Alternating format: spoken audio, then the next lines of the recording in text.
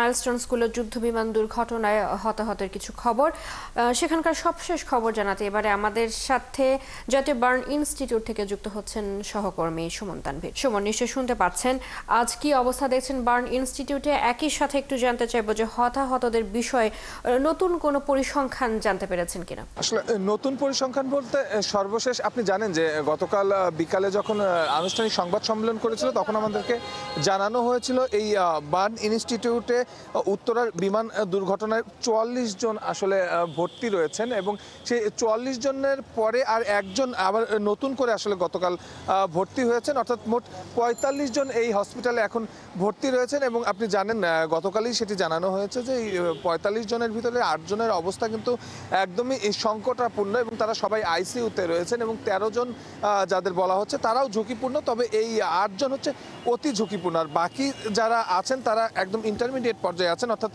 চিকিৎসকরা যেটি বলছেন যে তারা আসলে নিয়ে এই হসপিটাল থেকে ফিরতে পারবে।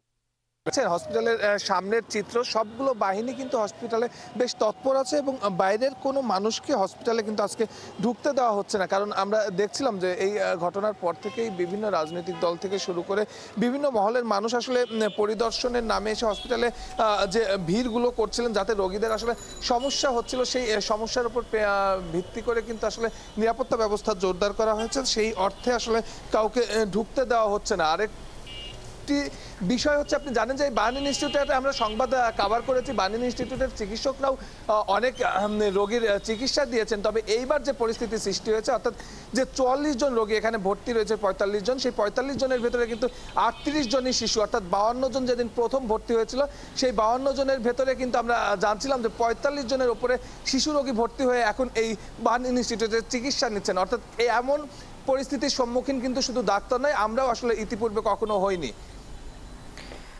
অবশ্যই সুমন তানভীর, ধন্যবাদ আপনাকে। আপনি যুক্ত ছিলেন আমাদের সাথে, জাতীয় বার্ন ইনস্টিটিউট থেকে যুক্ত ছিলেন আমাদের সহকর্মী সুমন তানভীর।